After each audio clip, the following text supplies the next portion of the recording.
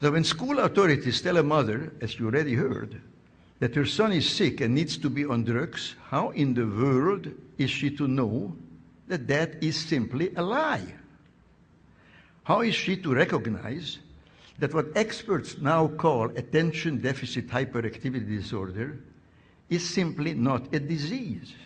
Now, such a mother is not an expert in the history of psychiatry.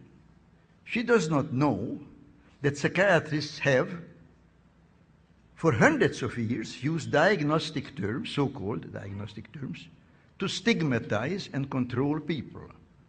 I will only give you a few dramatic examples. When black slaves in the South ran away to freedom, it wasn't that they wanted to be free. They suffered from a disease called drapetomania. From drapetes, runaway slave, and mania. I'm not making this up. This was a legitimate diagnosis, just like attention deficit disorder is. Women, half the population of mankind, of course, if they were foolish enough to rebel against domination by men, well, then they had a serious disease called hysteria, which was due to their wandering womb. Now, none of those behaviors was ever a disease, and of course it's not a disease. But nor is attention deficit disorder a disease.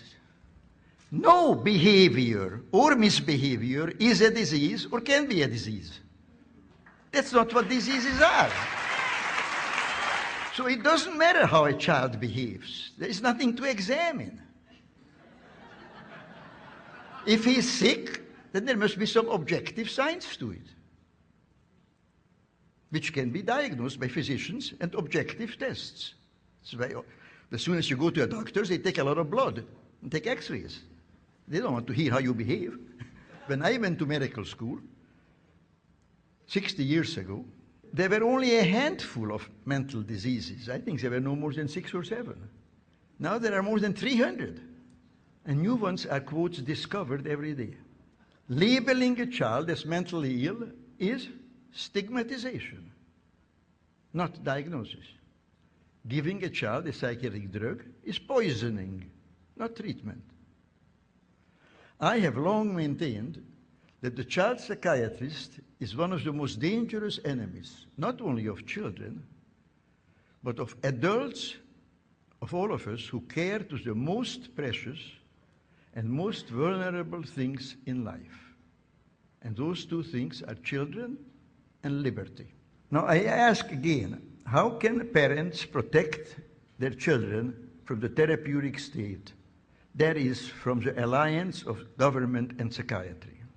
Basically, I think in the final analysis, they can only do so by disabusing themselves, getting rid of the idea that what ails an unhappy and misbehaving child, and there are, of course, many such children, in fact, all children at some time, that such a child is having a mental illness and the so-called treatment can help him. This is simply not so. Diseases are malfunctions of the human body, of the heart, the liver, the kidney, the brain, and so forth. Typhoid fever is a disease. You all know that? You don't question that. Spring fever